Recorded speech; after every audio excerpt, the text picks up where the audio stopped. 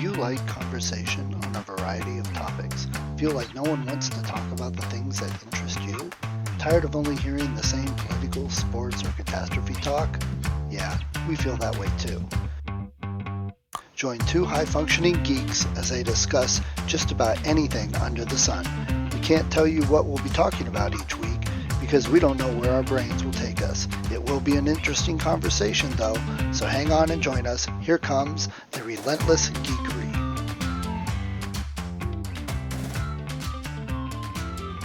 So how are you? I'm doing fine, as a matter of fact. It's kind of fun. I really am not minding all the COVID shutdown because it's really having me focus on things that have needed to get done for a long time, like going to the vaults, like decluttering the house, like going through my email client and creating new rules for things that it's kind of funny.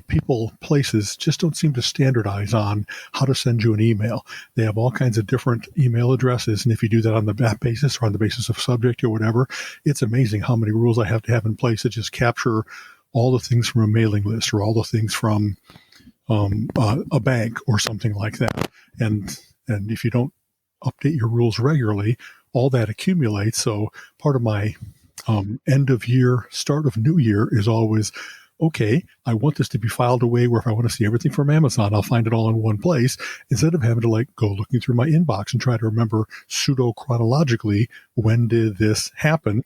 Right. And so anyway, and then you find out that occasionally you wrote a rule that was too aggressive and you were in a folder that you put things into and it's like, what's all this other stuff doing here? Oh, because, and it's all character strings and all you have to do is just do one weird typo or something like that. Anyway, it's petty, but not if you run your life.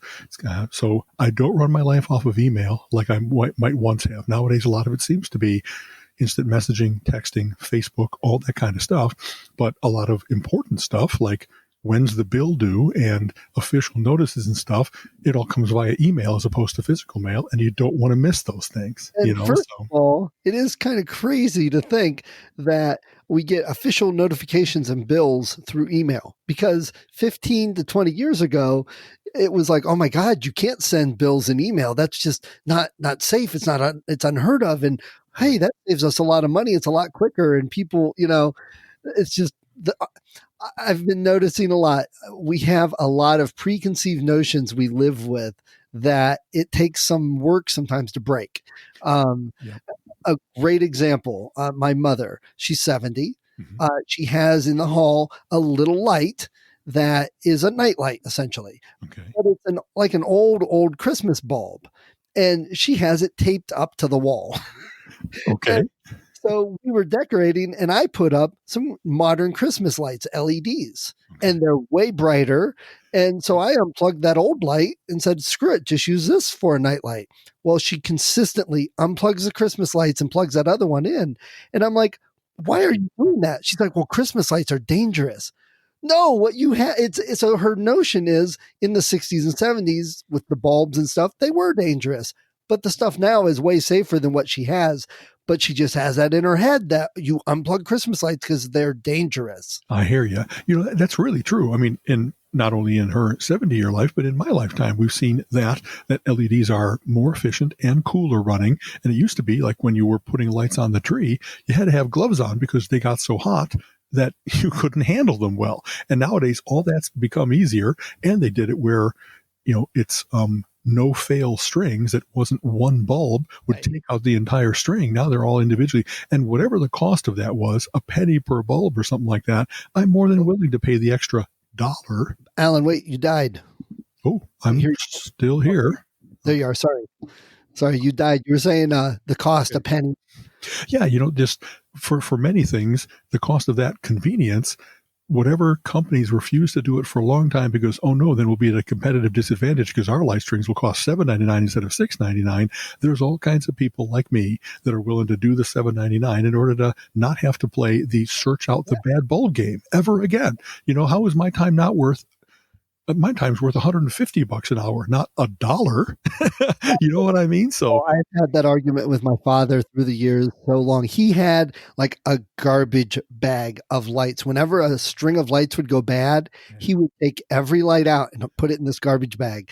Because then if something else went out, he would replace every individual bulb till he found the burnt out one to fix the whole string. And I'm looking at it, and the LEDs are way cheaper. I mean, I go into the store even before Christmas, I could buy a string of 50 for like $3 or $4. After Christmas, I get them for 75 cents. Hey, give me like, $50. Exactly. A whole hedge worth. You know what I mean? It's so believe me, when we were putting stuff up as he got older and I was doing more of it, and I would like plug something in. I'm like, oh, well, this is an old set that's dead. And I'd throw it away. He's like, what are you doing? That's money, blah, blah. I'm like, Dad, it was like, it's 30 years old. You've gotten your money's worth. It's not worth the time to fix this. Exactly. He'd still like, no, and he'd pull it out of the garbage and he'd sit there, for the next 7 days going through this string. And I'm like, oh, whatever. Yeah. I did that once when new lights, like those were the first time we had them. And a number of things had gone out. And so it was like a matter of aesthetics. I don't want to have to worry about wrapping the lights around our Christmas tree where I have to worry about a dark spot, that if I know that everything is lighting up or whatever my threshold of pain is, 90%, 95%, whatever else it might be. And because they come with extra bulbs, it was like, well, let's just see how easy it is to unscrew these and et cetera, et cetera. But after seeing the amount of time that took, I guess that's become another one of those things that you don't troubleshoot it anymore. You just throw it away and buy a new string, and really $8, you know what I mean? Or whatever they are. It's definitely not, quotes, worth my time anymore. Exactly. Yeah. Having said that, there's a store in Lakewood, maybe it's actually into Cleveland, just over the border, that's called Anything That Can Be Fixed. And it really is one of these guys, some people just have that wonderful tinker's instinct as to, well, what's probably wrong here? This became slightly askew, unscrewed, whatever else it might be. And so you can bring, I guess, like an old lamp. And of course, it would be easier to buy a new lamp, but sometimes that lamp fits that corner exactly right. It's exactly you have history with it, if you will. And so for something that's worth doing that, and I don't know that I want to do it, but I'm willing to pay him $10 or $20 to say, please keep my rusty, dusty old lamp still working, and whatever else it might be. I don't know whether he can fix anything. I kind of think he can, but there's any number of things that it's not only a matter of trying to preserve it. Sometimes it's, wow, I want all the new features. I want it that it has a 3-prong plug instead of 2. I want it to be that it's not harsh incandescent, but you know what I mean? There's a reason to upgrade that's not just based on saving money. They're materially better for all kinds of appliances or whatever else it might be. So, and I remember the first time, because like you, when I first got my car, you had to learn how to crawl under it, unscrew the oil pan, let it drain, screw it back in.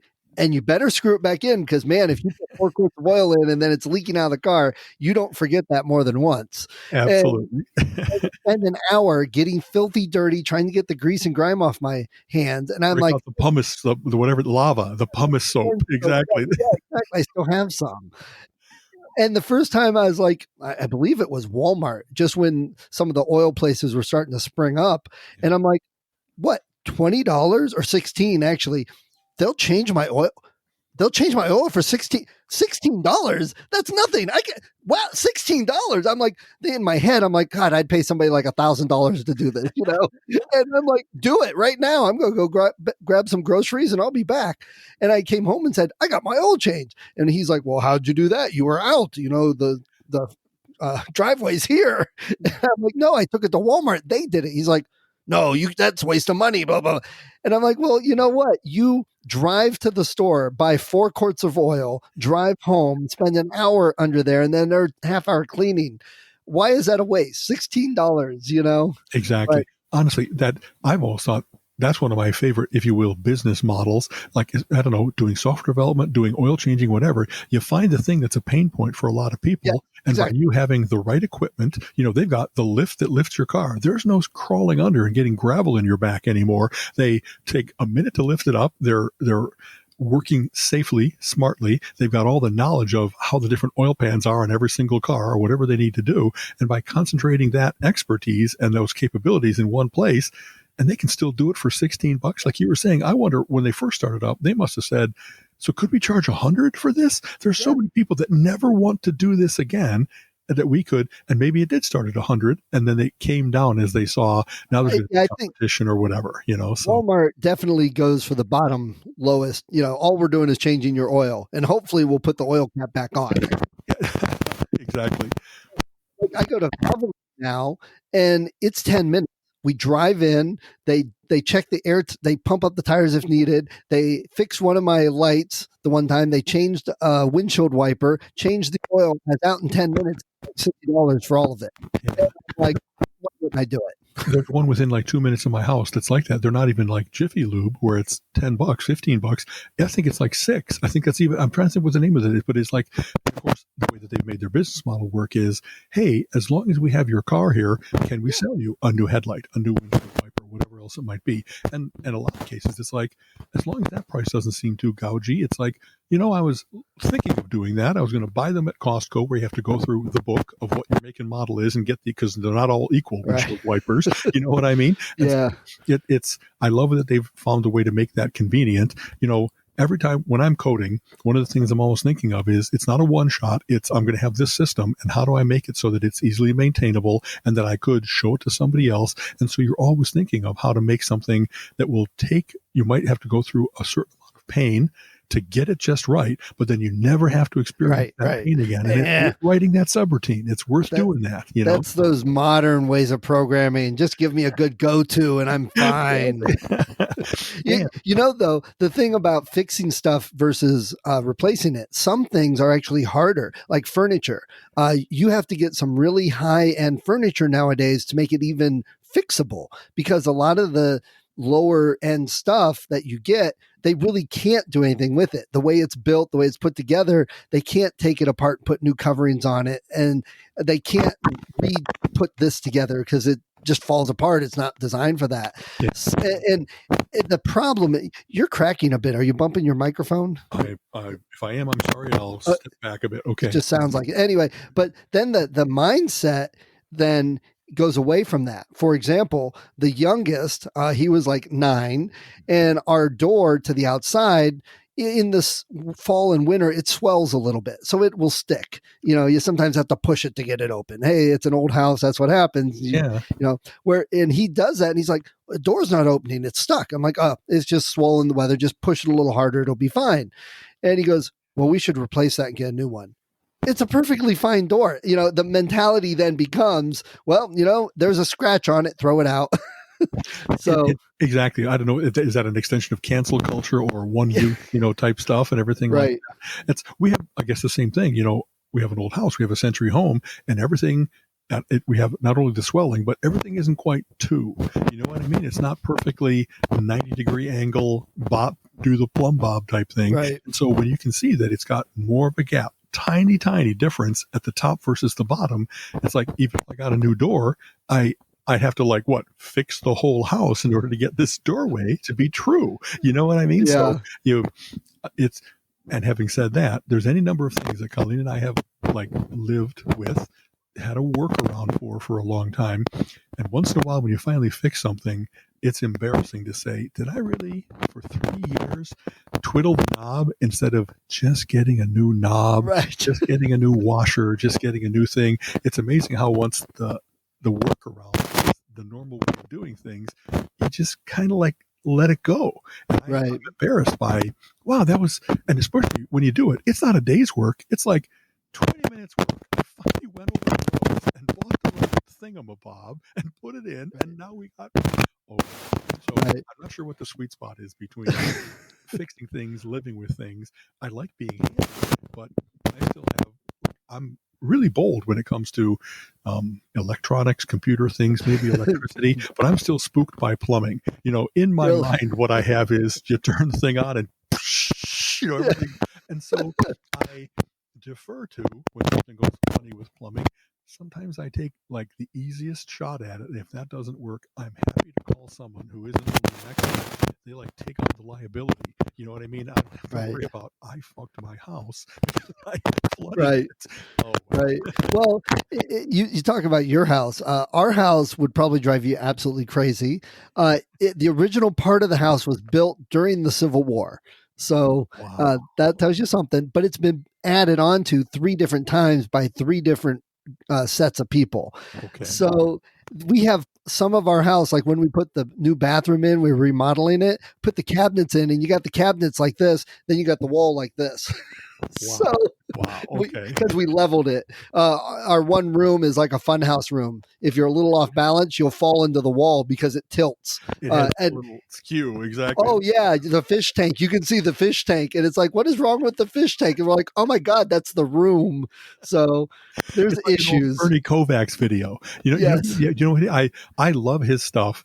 And he was one of the first to experiment with, TV is not reality. I can have a whole set built that is indeed at that angle, and I'll put something down on the table and the salt shaker slides, or and it was when you were looking at it, it looked all okay until he betrayed all the ways in which it's the mystery spot. Oh, there's magnetism, no. Right. There's a small amusement park or something over in PA that has a house like that you can walk through, and you turn the corner and it's like, whoa, I'm going up, and you're walking, you're going, wait, I should be falling, and it's really disconcerting to walk exactly through. And they're so smart though. They've been able to manipulate perspective so that what your eyes are seeing is not reality, but you have to do what your brain is telling you. And so I love that.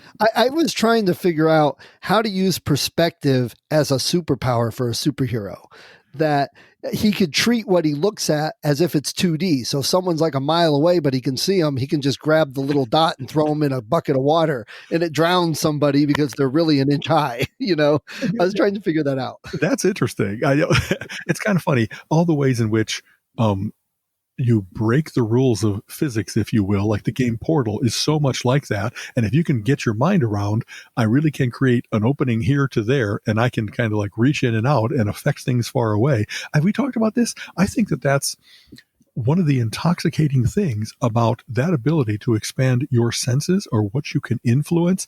It really explains something interesting in human nature. Like if you're a peeping Tom, it's not only because, hey, sexy, it's because you really get to see things that other people can't. You get that advantage of, I can see further than most people would be able to or would even consider. And when I've only been shooting a couple times in my life, and actually I was pretty good at it. I guess I have good eye-hand coordination and I'm relatively steady. But the cool thing about it was, wow, plink, I can move that thing 50 yards downrange, 30, 20, 30, 50. I was experimenting with how much. And there's an intoxicating thing too. I can affect something not just within my reach, not just within my throwing reach. I have this ability to propel myself. You know what I mean? Well, it's really, I can see why it's cool. That's the developer coder mindset. I'm creating something from nothing to do this job or this function. And, look, I made this and look what it does. Like you said, with your Russian stock exchange or whatever, it didn't exist. I created it. It does it now. That it's the Legos for adults and stuff. It really is. And in fact, I've always loved that. We creating an order out of chaos. You know what I mean? When you look at a system and there's so many things that can go wrong, and you actually manage to wrangle it, that it's not only does it work, but does it work no matter what? It's kind of like, like they always talk about, well, the first 50 part of the project takes 50%, and then the other 50 part takes the other 90%. Right. Because making something bulletproof is a whole different skill, a whole different outlook than just getting something to run once. You know what I mean? So it's cool to be able to shift your mindset, shift your hat, and get to, now that I've seen how it works, how do I prevent all the things that could go wrong? User input, telecom interference, whatever else it might be. It's kind of cool. That's that. And if you're a hacker of any kind, that's what you're thinking is, what are all the things that people didn't account for? You know what I mean? How do I get in because they didn't do the rigorous? And so that could lead into a little bit of, it's, there's all kinds of politics in the news, and I don't think we're a political podcast, but I can't help but take some wonderful satisfaction in, there's bad guys with guns. They're trying to assert their will because they have a gun. But what the good guys have is 99% of the data from Parler. Being hateful doesn't make you smart. It makes you reckless in some ways. And the fact that there's one of the things I've noticed about that particular odd mindset of people that spew a lot of hate or talk about, one of their prime sins is there's no talking about the group outside the group. There's no doxing, revealing people's identities. And that's because they know that, hey, the gun gives them power, but they're still so powerless in this modern interconnected world to really hide. They want to think that they can do it, that they can go to Parler and Parler will take care of them, but that just wasn't the case. You know what I mean? Whatever opportunistic thing it was done to throw it up in the first place, whatever smart people are able to say, hey, did you see how this passwording works? And if I do it in the cloud, and it just was amazing that it wasn't a data breach. I just wrote about this. It was a total vacuuming of everything that's ever occurred on there. Yeah. It's kind of amazing. And so I'm hoping there's now apocryphal stories, unfortunately, of they were immediately put on the no-fly list. And there was a whole bunch of like where hackers are not magic, but that ability to say, well, what would have been too hard for someone to do that they might have left it open? That's where I'll check first. What's the easily overlooked, or what's the, it's all these interfaces that you have to really be careful about when you're using any kind of API. You got to know exactly what you're putting in and what you're getting out. Right. And if you overflow the field, I could geek it up so much. There's all kinds of things. If you know how those tools work, if you know how a database works and what happens when you get more data in a field than you should, that people can take advantage of that. It's kind of cool that the white hats are actually saying, those things that have worked against us when someone was able to, take the social security information. Funny, a lot of those things can be used for good. Yeah. And I'm enjoying that. I'm enjoying that you can't have a big enough gun to stop people from saying, we have you on video. You actually took your own video and posted it. We have your social security. Well, how did you find me? Driver's license. Exactly. So that knock on the door that they horribly make references to about, Kristallnacht and stuff like that they are not free from that. They're actually going to be really easily rounded up if we put our minds to it. And so I'm hoping that there will be enough deterrence from this kind of thing happening, a terrible breach of etiquette and safety and decency and democracy, that it might not be that they only replied in ways that they would have wanted to be replied. Hey, shoot at us. We'll be martyrs. Hey, we have enough guns. We'll be happy to get in a gunfight. No, they're going to find out that all of what they've tried to do to get all their stand your ground laws and all those stockpiles of armaments that they've got, all the ambassadors are going to find out that they didn't buy themselves any safety. They're 100 years behind. They don't know how the real world works. Well, all they had to do was watch Star Wars. Luke asked Yoda, is the dark side stronger? He's like, no, it's just quicker. It's not stronger. There you go. Come on. We've known this in the geek world for 40 some years, at least. And it's nice. We're not only doing it to them, it's being done to us. There's all kinds of pods of East European, shall we call it, Russian and other places hackers that are regularly trying to get into our systems, and they're doing it for, can they affect our infrastructure, whatever our various different, our water and our power and all the kind of stuff, our telecom. And there's really some sad tales of they have been able to do that. So we have to be very careful. But whatever that ever escalating battle is between the black hats and the white hats, there really are some people that are patriotic enough that instead of saying, how can I cash in on this ability? They're like, well, how can I use this ability for good? And I'll still make money. And in fact, maybe I have to adopt a lifestyle that says I need to kind of remain myself off the, out of sight, because that you don't want to do a really good thing really visibly, because you attract the attention of bad people who are trying to shut down your ability, try to harm you because of it. So I'm not, NSA. I'm not anywhere near that real world of spooks and counterattack, but I read about it in books, and it sure seems that, you know what I mean? There's all kinds of things where the Snowdens of the world, there's all kinds of people that have become lightning rods for WikiLeaks and stuff like that. And maybe sometimes what happens there is they make a person a lightning rod and they let them have all that attention, whereas in reality, a whole bunch of stuff is happening in the background, that there are still good things happening. The Panama Papers will come out. You know what I mean? More so now than ever, because the videos and though, just for playing devil's advocate for just a moment, let's say all these hackers really did take over everything. And let's say the riot was bigger and they took over the Capitol and stuff and changed things and took control and did it. Well, 20 years from now, they would be the good guys because that's how they wrote it in the history. And it was everybody else that was stopping them, and they made the world a better place. So, I mean, that definitely is a huge philosophical discussion, but, Right. Just go back, if Hitler had taken over, had controlled everything, we would be reading a very different history, that he's not the evil dictator he was, and crazy, that he was a genius and he saved the world.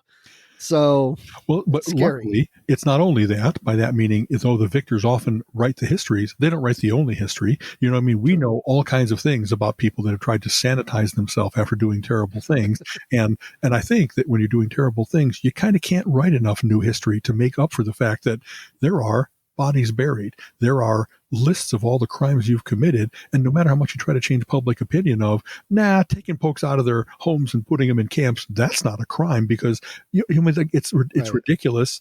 Any reasonable, decent thinking person would not buy into all that. They'd become the rebels. And eventually the rebels would overthrow that next regime, because I think that, I love quotes along the lines of, the arc of history tends towards justice, tends towards civilization. I think that there's enough human spirit that even while there are these momentary blips of totalitarian regimes and so forth, I don't think that's a natural human state. I think a natural human state is decency and equal treatment and justice, and that things that perturb it, they only do it by use of intimidation. Small minority, just louder. Yeah. And that, every single evil guy should have somebody whispering in his ear, time goes on. Fame is fleeting. They will eventually die. There's so many of these places that are not a whole system. It's one or two crazies that have that really terrible charismatic power to get other people to do their bidding. And yet they're going to die eventually. And it's very uncommon for the second and the third and the fourth dictator to have that same iron hold. They sometimes try, but eventually things, it takes 30 years to throw out, the various different regimes in Asia or in Africa or in South America or here, if it ever happens. It takes generational change. Medieval Europe, how many kings and fiefdoms and kingdoms were there, and they're no longer around? They controlled everything. Yeah. And in modern, I mean, the thing about the history, and this is a scary thing for me, is that just about every textbook creator, with only a couple out there like Macmillan and Houghton Mifflin and all those, but the ones that write the textbooks, they pass it through the Texas Board of Education for approval, because Texas buys like almost half the textbooks. So Texas literally has said, well, we're not going to buy this unless you change this, because that's what we believe. So there have been, it's known, but it's also like, what are we going to do type thing. Yeah. So that's honestly scary. A whole big, before Facebook, there was some social media out there, and I had actually started a site called The Smart Life that was using Ning, and it was where you could create your own social network. You could have many of the features of, people and posting and including a video and whatever else it might be. And if I remember correctly, that was one of the very first things that I posted out about, was because this isn't new. This is a dozen years ago.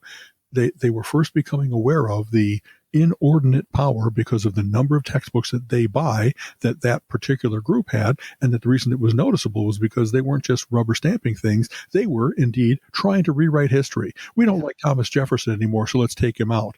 Wait, what? The third president, the guy who helped to write these famous documents?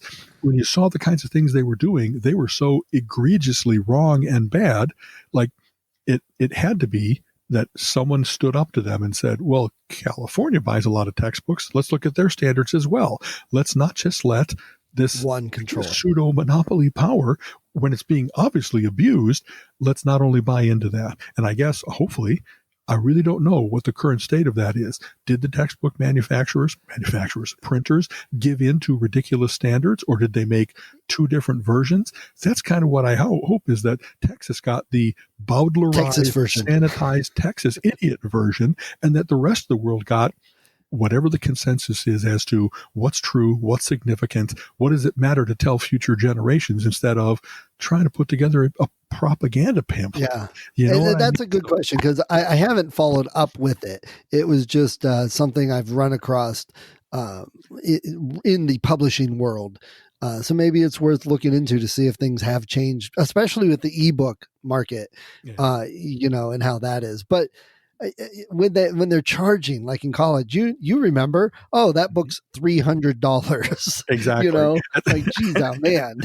I do remember that, that whatever I paid for half my college, my mom and dad, split the cost with me. And so that pretty much it came down to, they took care of maybe tuition and room and board. I went to a state school, so that was all reasonable, but I had to work the entire summer just to get the money that I was going to use for textbooks. And then whatever left over, I got to go to a movie, you know what I mean? And I had to work. I had all kinds of other jobs during college. I washed test tubes at the materials research lab. I slung pizza at Garcia's. I had all kinds of things to continually get that little bit of extra money because even back then, college it was very expensive. If you were from a standard middle class background, Right. you know what I mean? And I got like a year scholarship, but I didn't get a 4-year ride. I got $1,000 from Burroughs Corporation because I was a National Merit Scholar. And I always wondered, wow, I wish that I would have been like, didn't they after I was through college, and this is going to cross as maybe a little bit of like privileged bitching, but it really is reality. Like, I saw people from our school, if they're good at athletics, if they're good at music, if they're good at various other things, they really were getting free rides. And I was like, wow, I'm like valedictorian and I got all these awards. I was a mathlete. I really got like national recognition type stuff. And that turned into $1,000. And so I knew this is still going to be up to me, between my parents saving money for us. And I had 2 brothers. And so they were working on putting all of us through college and it wasn't going to be easy. And so, we didn't get any of the Daughters of the American Revolution, not scholarship, fellowships. I wasn't, whatever the scholars are that play golf. You know what I mean? I just didn't seem to have, I was too vanilla, generic American to get it on any of the cool set-asides. There wasn't a Lithuanian American thing for me, a German American. So I guess, having said all that, it isn't meant to be complainy. It really is. And this, again, wow, back in my day, but it's still, you really value something when it's not handed to you. I knew people that really had college as kind of a 4-year party. They didn't have to work hard to pay. I really valued my education because every time that I put in another shift at $3.15 an hour, I was sure I was going to get my education money's worth because I did all this crap to get through. Don't want to keep doing it. I was sack lunch man. Getting up at 5:30 in the morning to be there from 6 to 7:30 while everybody else is making their sack lunches because they're not going to be able to make it back to the dorms, et cetera, et cetera. I did whatever was necessary because I knew that I had to get that degree and kind of like give myself a leg up on life. College was going to help me. Let's do this. That. and not to put down any of that. I think that's super important. But I think in today's world, lots of people are questioning the value of college as much that we agree. There are way too many kids getting out of college. Oh, I was there for 4 years. We owe $87,000. I've been working and can't pay for any of it yet. Right. And what do I get a job doing? I'm working at Target. Hi, how you doing? Welcome to Target. And it's not just 1 or 2, it's a lot. And that we've talked about us doing some of our talks and speeches and going out and giving these. The one I've been working on is directly addressing that, how it's the kids coming up are looking at it going, okay, wait a second. You want me to give you like $100,000 so you can give me a certificate that says I'm good at such and such, but there's no jobs in that. And I may have to work at the zoo. I hear you. You have to do the cost benefit analysis. And for many people, starting off with that $100,000 millstone on their neck, it doesn't make any sense. No. I agree. And what these kids are discovering is I don't even have to go work for somebody else. I have everything I need in my phone. They can't go work at McDonald's because McDonald's has a kiosk and a burger making machine. There's one guy sitting there doing the crossword puzzle, making sure the machine keeps working. And it sounds funny to us, but it's a reality. We thought 5 years ago, hey, we're going to push for McDonald's to pay their employees $15 an hour. And then McDonald's responded with, okay, we'll pay you $15 an hour, but instead of 10 of you, I only need 2. Right, because now we got so much automation pushing in, Yes. whatever efficiencies, exactly. So, they can't even work at the burger joints or the pizza places because now with COVID, everybody's used to ordering online and driving through the drive-through or swinging by. They're not even delivering as much. That's a guess on my part. I definitely have seen more people going through drive-throughs than I've ever seen for pizza or loud noise. You're like crackling something. You got a short or is something loose? I haven't touched. I really am keeping my hands clear of the mic and from all the cables and stuff like that. I don't think it was me. Buzzing and crackling. No, it was just. It sounded like something was loose or a short there for a moment. It's better now. Okay. But so we're kind of used to this. So again, the pizza job to help pay for school may not exist because people don't use that delivery as much. I hear you. I'm guessing there's a very odd time right now, and there probably has been, quotes, an odd time for 20 years. You know what I mean? As we've had more automation or more, I don't know, this is such a huge discussion. Whatever it is about getting people educated or helping them get self-educated, how do you make it so that there's still enough money coming in that they can live doing it, or sponsorship from their parents or from various different organizations? I think that some of the value of an education is not only what you're learning, but like learning how to learn. You learn time management. You learn how to be able to triage between, I got multiple things due, and what am I going to do to get my grade point average the highest that I can, study the things that are most going to matter. I have some prerequisites that are just maybe not going to be as much important in the real world, but you also, I'm distracted because I really love this classical civilization stuff. I love reading mythology and whatever else. So I think that that's part of what, if you're only on your own, you don't necessarily get those things, and then you're kind of blindsided by them when you have to apply them into the real world of, I got too much to do, and how am I going to choose? How am I going to justify that to somebody else when they say, why didn't you get my project done? Because, you know what I mean?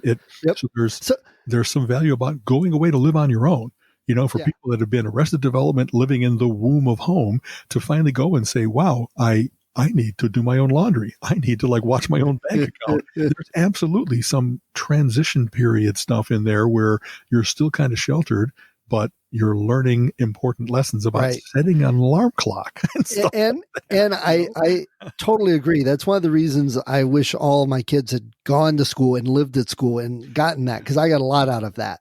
But on the flip side, how many kids did you know that dropped out of school the first year, the second year, and they couldn't handle it? They couldn't do it. Take those lessons in. I agree. Yeah. I do. Or, and I don't know, I was in computer science, and that's a tough major. So we had any number of people that didn't keep their grades, but they were going to stay in their major. They went to went to school at University of Illinois in Champaign-Urbana. They went to the local community college and did some of the courses that would still apply towards college grade, got their grades back up, and then re-entered the college curriculum. And I don't know, it was weird to have people disappear for a couple semesters and come back, but not weird. It was very heartening to say, well, you took it on. Instead of just going back home and saying, I guess I'll be a blank, they were like, no, I really want this. I screwed up. I didn't discipline myself. I found out that what am I going to do if I'm left unattended? I'm going to go to the gym and play racquetball all the time. I'm going to go drinking on Wednesday nights, et cetera, et cetera. And Thursday and Friday and Saturday. And boy, howdy. It was amazing how many reasons there were to go drinking at U of I. Wednesday is Little King's Night. Thursday, you know what I mean? You could. Ladies' night. Ladies' night, exactly. Here's my viewpoint on this. And I saw it, when I was in school too. Kids would drop out or they'd come back, not very often. But if kids can't afford to go to school, if they're able to do work on their phone, but they can't do just one job, they have to do 4 or 5, those same skills they're going to get, or they're going to be, struggling. So it's either it clicks in their brain that I've got to buckle down and I've got these 3 jobs, but I can add one more to make that extra $100 this week, and then how do I still get my laundry done and take the dogs out and, whatever else. So I think, but again, I don't think it's so much the environment. I think it's the individual, because regardless of environment, there's going to be people that's too much for me. I can't do it. I'll just work at the local store. And it doesn't matter if it's college or working off your phone or whatever. Yeah. So So maybe that's what it is. It's the big sieve that helps people understand what can I do? And if I'm not the guy that can bear down, if I'm not the guy that can juggle between, if I'm not the gal that is going to be, I care about this, my why is big enough that I'm going to overcome adversity, then you realize that about yourself. And it's not giving up, but it's just definitely realigning yourself to say, I'm most comfortable working with people, and so I guess I'm not going to get a degree in a deeply technical field because I don't like being by myself working on code, that kind of thing. And honestly, the way the world's going, for example, this one talk I heard that I've based a lot of my research on is that, and COVID, I think, pushed this even faster, is that they're predicting in the future, we're going to need more nurses, but less doctors, and that we're going to have the teledocs to do most of it. And so an office right now that has 5 doctors is going to have all these teledocs and 1 doctor, but they're going to need all the nurses to do all the hands-on stuff. And even that, they're taking some of that away. And so the hands-on, the hands-on, what's in a dentist office, there's 1 or 2 dentists, and there's 10, hygienists and so forth. Exactly. All of the, I don't know, that doesn't require a degree type stuff. Yes. Exactly. Yes. And that's what they're doing a lot of. And so people that are doing hands-on things, for example, again, my other podcast, I just talked to an author who wrote a book called Man Stuff, and he's a car dealership owner. And he wrote this book for boys to teach them how to be a man, lessons on how to be a man, how to shake hands, how to tie a tie, when to hold open a door, how to set a table, how to cook a gourmet meal. There's a new book like that comes along like every half generation, every 15 minutes. There's the big damn book of sheer manliness and that kind of stuff. I hear you. Okay. So it's these things, hands-on things that he was working on teaching the boys. And those are the things that are going to get people jobs. He told a story that the one kid's father had an auto repair place, and the boys wanted to learn auto repair, how to change oil. It's man stuff, right? Okay. So they went, and this guy is just talking, and some of the other fathers were like, what? They were astounded because he's like, well, yeah, I work with my hands. I get dirty. I fix these cars, but I'm proud of it because these people need their cars and I do good work and they come back to me. And he said, yeah, I make over 100,000 a year. And all these other dads are like, you make over 100,000 working on cars? I went to school. I have a degree. I work in a big high-rise building and you make more money than I do. And you have no degree and it's in a dusty little garage. So again, I laughed because I said that's kind of what the world is going to. Things that can be automated, the high-tech, high-end jobs that people used to do are going away. And we need more of the hands-on people jobs. And that's what's going to get people money in the future. I think there's 100 examples of that. You know what I mean? They're finding out that it isn't I think that no matter what field you're in, expertise helps. You know what I mean? The cream rises to the top. And so there's all kinds of people that went into finance because, hey, that's where the money is. But if you suck at your job, you're not going to be one of those elite. You're going to be one of the schmoes that is making their, $50K a year instead of 100 or whatever the level is of, there are different professions that have different median levels, but it doesn't mean that you're going to stand out. And so you still have to have those standards of excellence, those human qualities, the hands-on that make it that you're easy and fun to work with, not just, well, he's a necessary evil and we have to have that cog in the machine. No, when people come back, they look forward to working with you again. They trust you with their car. All those are good things. They trust you with their database. They trust you with their cake decoration. It applies in all different kinds of ways.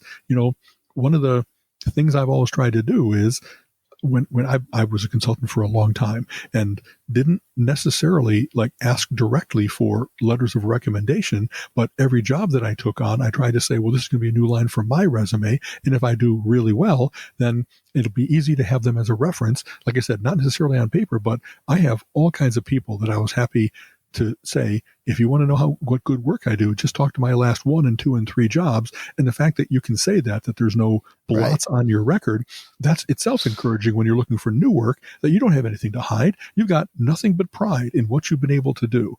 And I hope that that's exactly, the people who are not shysters, the people that are, one of the joys of Angie's List, which we use often, is finding out which contractors are good and good for their word. And when they say yes, they'll do yes, not no, and they won't try to fleece you, because as a field, there's all kinds of horror stories about, well, the job got half done and then they ghosted, they disappeared. And and then I had to, so I love the fact that there are the consumer reports, if you will, not only for products, but for people, because that really matters. Yes. And reputation-based stuff is important. I don't think I have that many people that would gainsay almost anything that I've worked on. I've not always done excellent, fantastic work, but I have tried, and I have more than less. You know what I mean? Anyway, it's well, that thinking mindset and attitude, I've tried to instill that in all the kids, and me and Gina, all the kids, we've tried to, it's like, I don't care if you are working minimum wage. I don't care if you're working what you think is the crappiest job. Go do a good job, do it well, do it as well as you can, and relax and smile and enjoy it. Because that attitude will just carry over to every job if you don't do that. And pretty soon your manager will be like, yeah, I need somebody to work extra, but that person's grumpy all the time. I don't want to work with them. And so these other people who do as good a job as they can, they move up. So instead of leaving this, I stock shelves, you're like, well, I stocked shelves, but then I became a session manager, and then I became a lead. So I was only there for a year and a half, but I moved up to lead, and now I'm looking for a new job. Well, that sounds like absolutely. It comes back to you. I'll tell you, Colleen, my wife is in retirement plans. She does, she's a relationship manager for big clients that do their retirement plans, both 401ks and 403bs, pretty much for profit and not for profit, and all kinds of other things. And one of the things, like, she deals therefore with all kinds of people that are also, if you will, in that service industry. Having a 401k plan is not necessarily part of the expertise, the necessity for a company. If you're making widgets, you want to be great at making widgets, and one of the necessities is you have to offer your people good benefits, reasonable, 401k, and maybe matching and all that kind of stuff. And so it's by definition a service industry. And whenever she bumps into people that aren't that, she's like, why are you here? Doesn't it hurt you every minute of every day to be the one that isn't happily picking up the phone going, what can I do for you? That instead you're the information gatekeeper, or you're the mad dog barking at everybody. Like, can't you align yourself with what would be a better position for you and let somebody in who does have a service mentality make 500, 1,000, 10,000 people happy? She's got some big clients that have 30,000 employees. And like, if you have someone at the top that's not making it easy for 30,000 people, what a crime that is. Yeah. You know what I mean? That multiplier effect, it shouldn't be that those people are sometimes where they are. Maybe they started off good and now they've gotten estranged or something like that. Right. But sometimes their personality is just not suited for what they're working on. And it's, I see a lot, and, being an old grumpy guy, you want to say it's the younger generation, but, they seem very entitled. Oh, this job sucks. I hate this job. The kids, two of our kids work at Meijer overnight, stocking shelves and stuff. Yeah. And they say, there's this one guy, he just hates it. Everything he does, he picks it up, just throws it. Or if he drops something, he kicks it out of the way because he just doesn't want to be there, doesn't like it. Well, then don't take the job. And, it's not just this younger generation. There's plenty of people 50 years old that do the same thing. I don't really like, we are, from having been around, we've seen, generational shifts and stuff like that. And to go back a little bit, what we were talking about at the start, I don't know how kids are doing it nowadays to kind of keep it together optimism wise. They've seen any number of safety nets be removed. They've seen rampant greed and opportunism amongst some of the highest, the people you want to think of as your value leaders, the people that are trying to show you how it is to be a decent citizen. Instead, boy, we've got vast income inequality, and not just by happenstance, by a very concerted effort to have the rich get richer and richer and richer and leave everybody else behind. And so I could see how they're like, how am I going to break through? How am I going to make enough to be safe and comfortable? And where's my opportunity? And so all along the lines of what job, what college, whatever else it might be, I can see, so this is a tenuous connection. There's some part of like, well, Don't buy into that current system.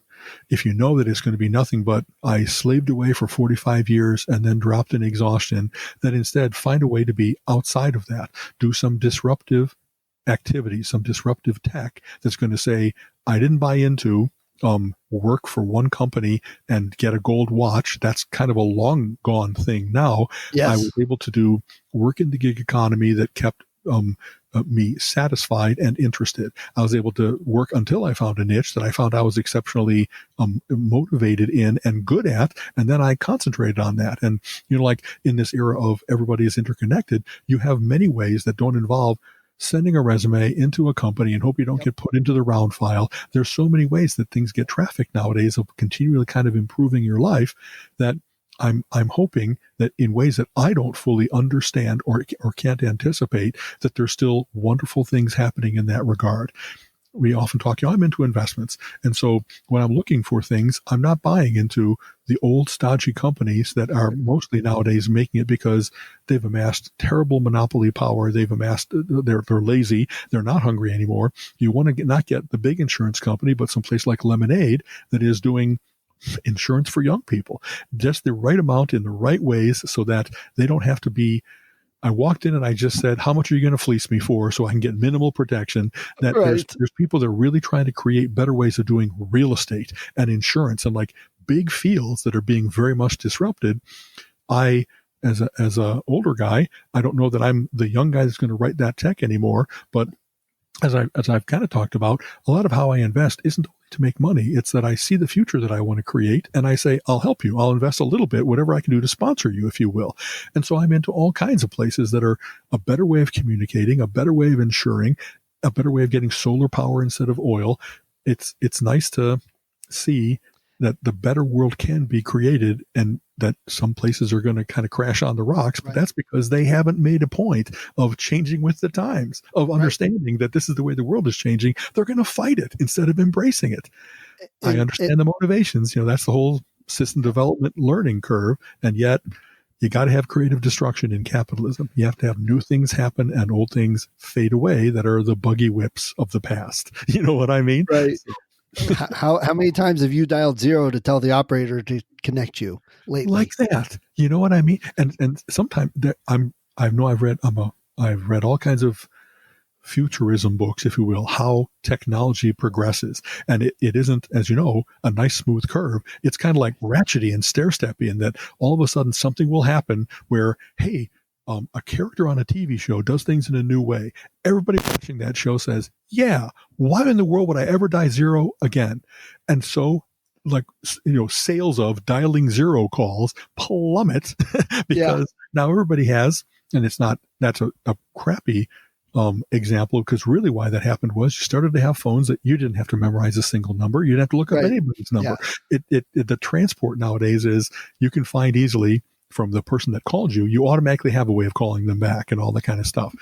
Way long ago, I did some work with General Magic, people that had been with Apple that were making new devices. And one of their big breakthroughs was how to create that network of, you don't need to worry about email addresses and numbers and so forth. It always had that metadata running back and forth, so that the first place where you'd want to just be able to say to your phone, call Bill in accounting, and it knew who Bill in accounting was, and it just humanized the whole experience.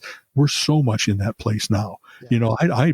Colleen and I laugh about, we still have old phone numbers and addresses in our head from when we were kids, because that's what you had to do back then. Not the new stuff. Not the new stuff. People couldn't care less what the street address is someplace if all you do is put it into your GPS and the magic takes you right to it.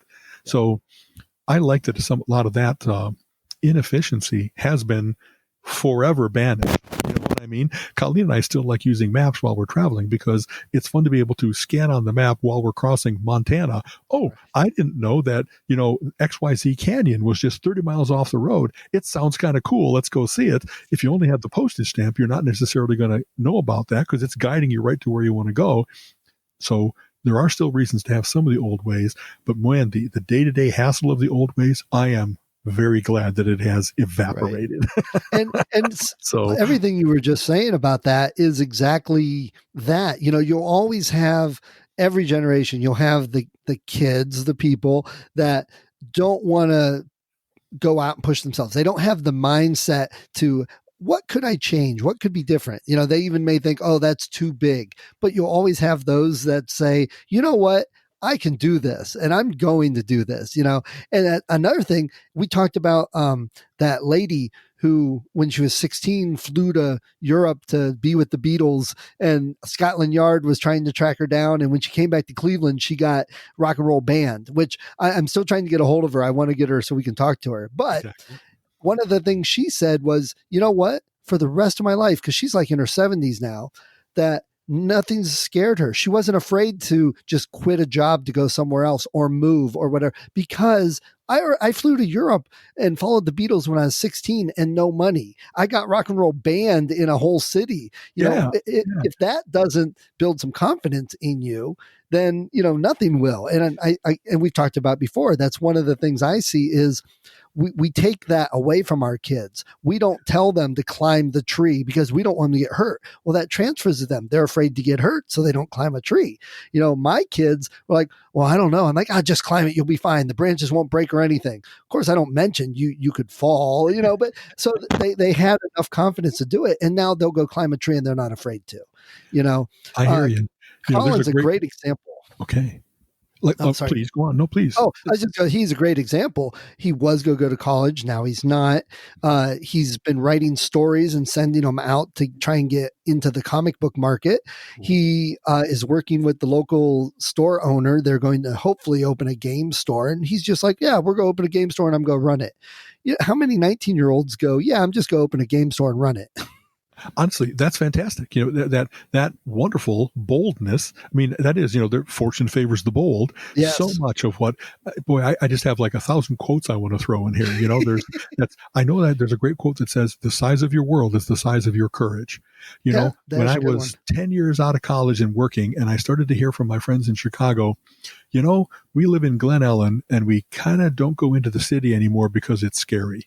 And like, Chicago has a million things that you should be going in to do. It's got this festival and this concert and this the lakefront in Chicago itself. And the first time you hear someone telescope their life down because, oh no, crime, oh no, traffic, it's like, but it's trade-offs. It's not a yes, no, it's not a litmus test. And I don't know, when someone gets scared of driving, when someone gets scared of there's all kinds of things that, their courage is what's going to make it so that, yes, I can go to Europe and not have a plan at all, but I know that I have the ability to find a place to sleep. I have a credit card. I think on my feet. I'm not going to be the most ripped off, fleeced person. I'm not going to be the most endangered person. I can tell when a neighborhood's getting seedy. Like the way you get those muscles is because you exercise them. Do it. You do it. So Colleen and I, any number of times, I don't know. That's a lot of why we love traveling, is because it's a combination of, I know we got a place to stay tonight, but until then, here's my spreadsheet of all the things we might do. And if we happen to see a cool mini golf castle, I'm pulling off. You know what I mean? Sometimes I blow Gina's mind because I'll put on the calendar, like pencil things in, and I get them from Facebook. I get them from the library. I get them from the local community events or whatever. And she'll look at the calendar and go, what are these 20 things for Saturday? What are we doing? I'm like, oh, I don't know. What do you want to do? She's like, well, I don't know. You planned all this stuff. No. I just put it on there. If we feel like doing it, we can, but it's not a big deal. And she's like, but there's like 20 things on here. We can't do all this. Right. Pick the one you want. I do the same thing. That cracks me up. Exactly. Well, what's fun is that a lot of times we will have, I'll have the same thing. I'll have multiple possibilities and we'll say, well, let's pick the one. But sometimes it's like, boy, there's like 3 things we really want to do. If we just do a little bit of coordination, we can do 10 to 12 and 1 to 4 and 6 to 20, 10, and we can get it all done. And it might be that we'll kind of drop exhausted at the end of the day, but we will have, seen the mammoth and seen the balloons go up, and we will have eaten at this great place. It's worth doing a little bit of, not just take the easy route. You know what Absolutely. I mean? Yeah, So, you're not going to lie on your deathbed and go, man, I really shouldn't have went to see those things. yeah. And so there's a certain amount also of, I don't know, there's so many, maybe again, kind of pablum type quotes of, you jump off the cliff and you grow wings on the way down. That's my favorite. There's something to be said for, you have to exercise your self-confidence. You have to exercise your ability to say, I can think on my feet. There's any number of people that have succeeded when they didn't know what they were doing until they were in the middle of it. And even if I fail, look how much I've learned in failing. That this isn't a permanent thing. I'm not going to jail because I failed. I might have I'm down money that week and I might have to eat ramen instead of, you know what I mean? There's a reason to exercise your sense of proportion. Boy, I've had so many discussions with people about risk management over the years, and their risk management thing always seems to be, look how awful it could get. We have to prevent that at all costs. And it's like, it's not at all costs. You look at what it would take to recover from that. You look at how much you're willing to pay to prevent it, but it's all probabilities and money and numbers. It's not just talk about how bad it might be and then do whatever's necessary to never let that happen. It's very much, again, playing with investing, it isn't about, am I a smarty? Do I have futuristic prediction abilities? So much of it is just risk versus reward. And you have to be able to take on a certain amount of risk, of uncertainty, not knowing what the future will hold, to get reasonable reward. And it's not just investing. It's in everything in life.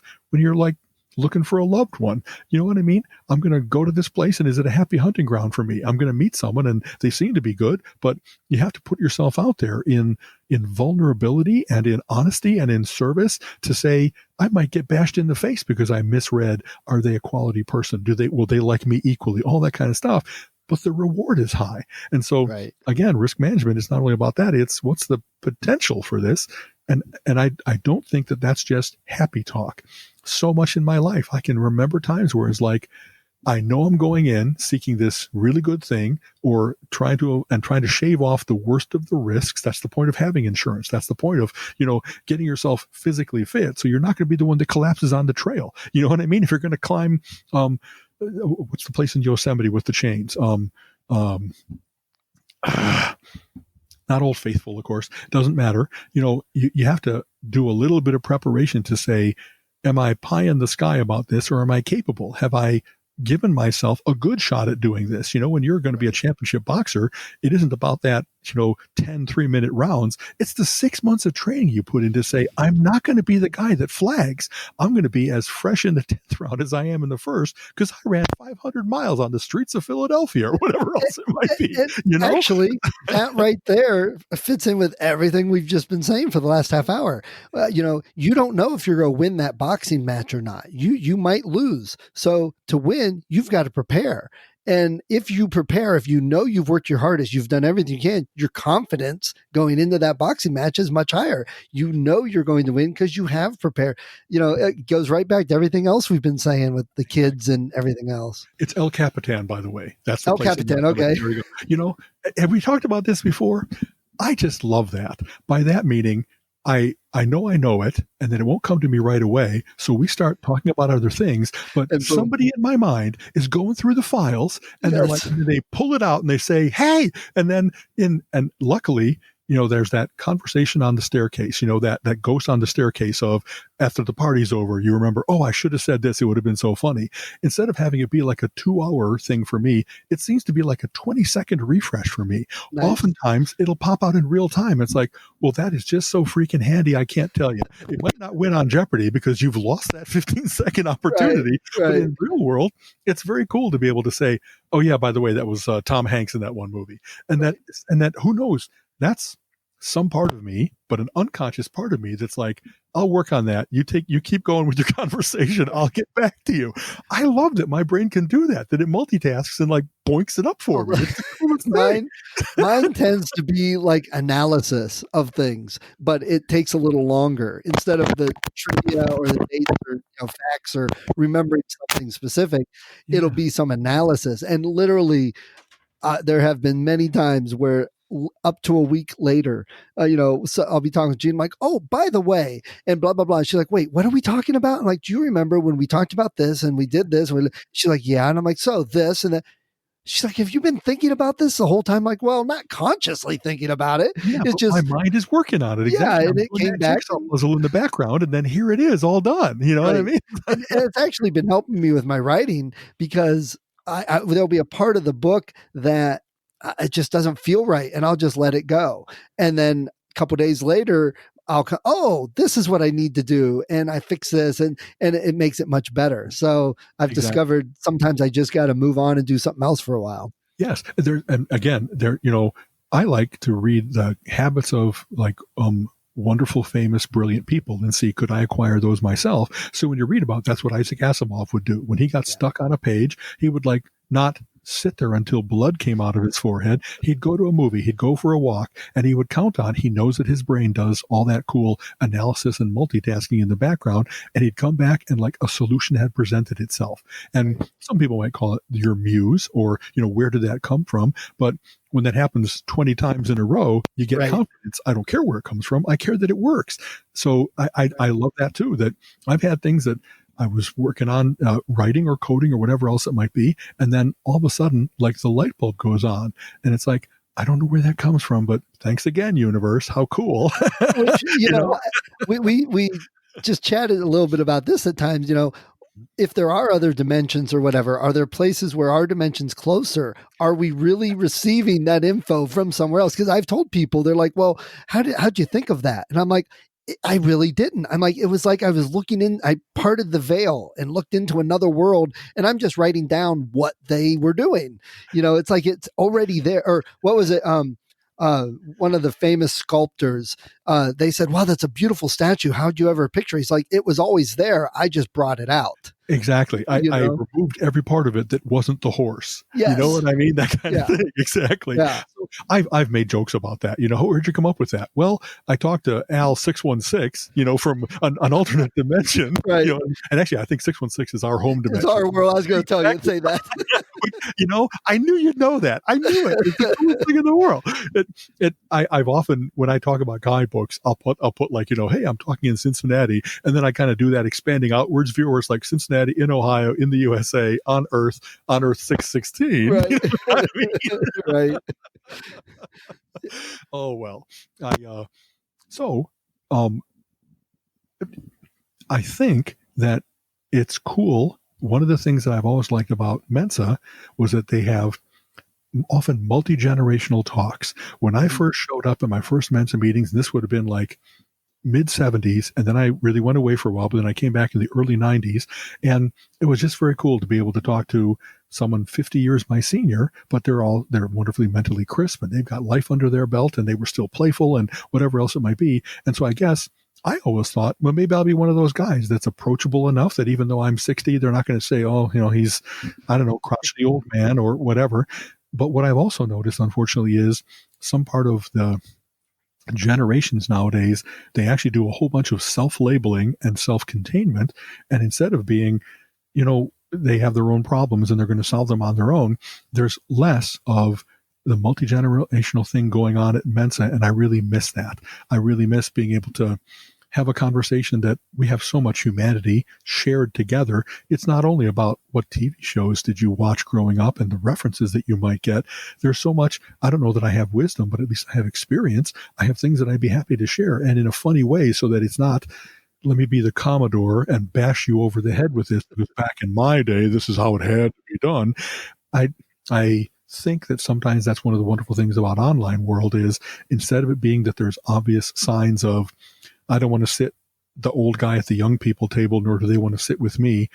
But online, nobody knows you're a dog, if you will. Yeah, you can just say things, and we've laughed about language. You know what I mean? I don't know that I'm very playful with language. I'm loving watching the history of swear words, I want to watch Netflix. That looked really good.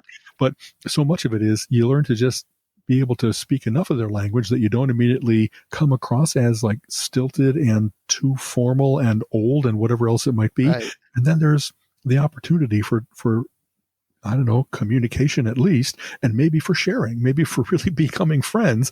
And that's part of the reason that I really embrace online stuff nowadays, is that I think I have lots of friends from multiple generations, and I haven't turned them off yet, because all I do is talk about that old Chevy that I loved. You know what I mean? I'm pretty young in terms of the computing that I do or the shows that I watch, or maybe that's a geekery thing, is that if you're always interested in new tech, that means that you're kind of current in at least something, Right. Yeah, at yeah, least yeah. something, you know what I mean? So, And saying that, that's kind of what drove Colin out of the whole cryptozoology field, because he was doing a podcast, he was going to talks, yeah. he was writing books. And Remember, we came to one near Akron that I Yeah. thought was excellent at the library. It was really Yeah. good. Sure. Yeah, yeah, Yeah. and but there were some people who were like, he's a kid, he doesn't know anything, and literally he did a talk at the Mothman Festival, had a booth set up at the Mothman Festival, Yeah. and then they had a panel of the speakers, and they literally told him, "No, you can't be on it."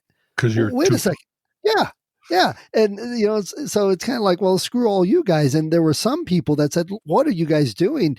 We're not going to live forever. This is the next generation. They need encouragement, not discouragement. Yeah, don't Then you there's want to the others. torch off eventually? Don't you want to be encouraging the next generation? Sure. Yeah. Yeah. So, I mean, I've gone and sat down and I talked to Bill before I even knew he was a writer. I was just chatting with him, and he's 25 years older than me or so. And I'll also great work. His latest Ian Douglas book is great. So yeah, and I'll also talk to the kids that are teens or 20, especially the 20. Once they're out of their teens, sometimes they open up a little more and want to talk. Teens still sometimes look at you like, you don't know anything. Right. Or they're suspicious because, why is an old guy hanging around us? Please don't be a perv. That kind of stuff. I'm not a perv, I promise. But many times I've been in the hospitality room at a table with people 10, 20 years older than me and 10, 20 years younger than me, all having a good conversation. Exactly. I really do still love that. And that, I guess, maybe not so much at regional gatherings where there still is a wonderful mixture because there's one hospitality room. But one of the things I've noticed is that, Mensa has its annual gatherings, and nowadays they have suites. They have suites for, Hell's M's, Gen X, Gen Y, Firehouse, Gay Sig, etc. And after a while, people hang out there all the time and don't even come to hospitality anymore. So that wonderful mingling and admixture, it just doesn't happen as readily. And I don't know, maybe because I'm associated with pretentious drinking, I'm often welcomed in various different suites because I'm the one that helped them pick out what to drink. Well, really, it's part of your branding, maybe you could say. And I don't know that I'm welcomed as much as I'm allowed. What there I mean? You go. There really is something about, they want to have it be that there's no, I'm not a dissident element, but I'm an older fellow. And if what they think they want, if a lot of, some part of Mensa, of course, is dating, it's a happy hunting ground. And there really were some crappy Mensans that were unaware of, maybe you shouldn't be asking a 20-year-old out when you're 70. You know what I mean? Maybe you shouldn't be hugging for too long. And there's not that many of them, like any group. I'm sure that happens in the Elks and and you know what I mean, at a football game and stuff like that. But having said that, I get that. This is the most ridiculous thing to ever share. I at one point, I guess I was being talked about as to, who's this Al guy, always wears orange. There's a guy named the Orange Man in New Jersey or something like that. And he's creepy. Is this that guy? So the benediction they gave me was, oh no, Al, he's not at all creepy. So thank you, whoever said that. I try not to be at all creepy. That's good. I'm not Al, not creepy. That needs to be a t-shirt. Not at all creepy. Exactly. But that's just what a creep would say, though. Exactly. I was going to just say, that would be something you should have done when you were trying, dating and all that. I'm not creepy. That would go over well at speed dating, I'm sure. And as a postlude, if you will, one of the things that's funny is, so I've been in Mensa for a long time. So have many other Mensans. When you get that early thing, I think Gen X was the first group that really said, we want to get rid of the creepy old guys and kind of, protect our women. And funny, give them about 25 years and they're the creepy old guys now. And so I wonder if they're feeling that same weirdness of, are you getting labeled with no reality behind it, but just because the group wants to keep its young men and women to themselves, if you will, and they're the ones that are now getting shunted off to the side. I don't know that. I just know that generational shift is one of the things that I wish wasn't as strong as it is sometimes, because it separates and it helps me I miss those wonderful multi-generational things of I get to learn from the youth and I get to learn from the elder and they get to learn from me and just, I mean, part of it could be trying to get more younger people involved because that's always a struggle that's to true do too. that. And I can see, when a young person comes to a dinner and it's 80% older people and they're talking about like their health problems and insurance and what they want to talk about is music and, D&D and stuff like that. Right. I can see how I'm just not going back. It's not my tribe. I don't have, and I don't fit in there easily. And I think, who knows, things will change. Nobody's been to a good RG or AG for a year. So when we get back, it might be demand. Exactly. Yeah, it'll be like all new reboot. I know Colin has spoken at an RG. We need more encouragement of some of these kids to maybe do a talk. And again, goes back to what we were talking about earlier. The ones that would go and do a talk are the same ones that are going to start at 18 finding all the things they could do on their phone so they don't have to go work at the pizza place or whatever. Exactly. That's got to be one of those like defining characteristics. You know what I mean? For so many people, public speaking is up there with death in terms of their fear.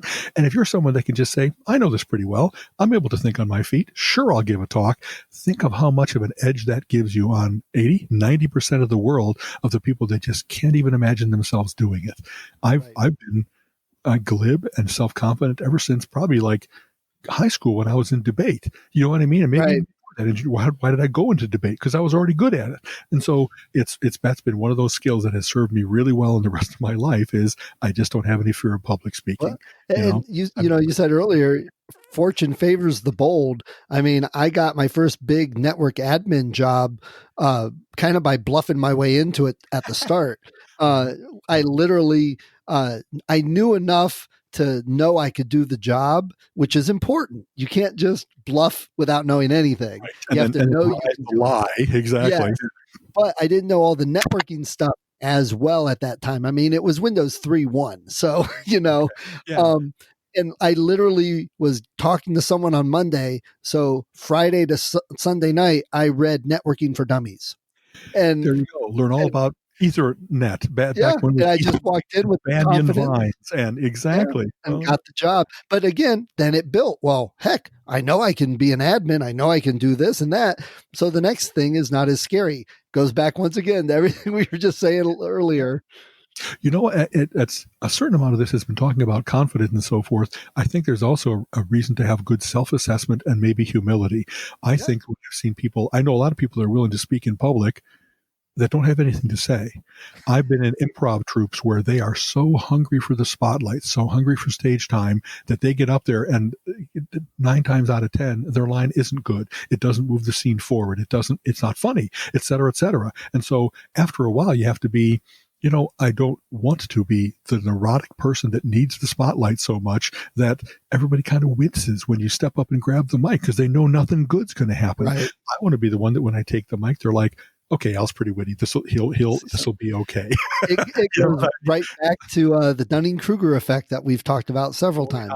When you're bad at things, you don't even know how bad you are at things because that's how bad you are at things. Yes, the meme, you know that a relative that's always obnoxious at parties and no one likes to be around. Well, if you don't know who that is, it's probably you.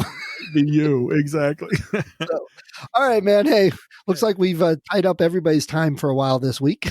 I hear you. And I think we got to like 1/10 of what we said we were going to talk about.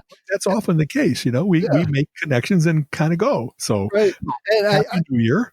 Happy New Year. I definitely want to hear about some of your culinary adventures because we've been making a push on some things this year too. So I hear you. We're eating healthier. We're making better breads.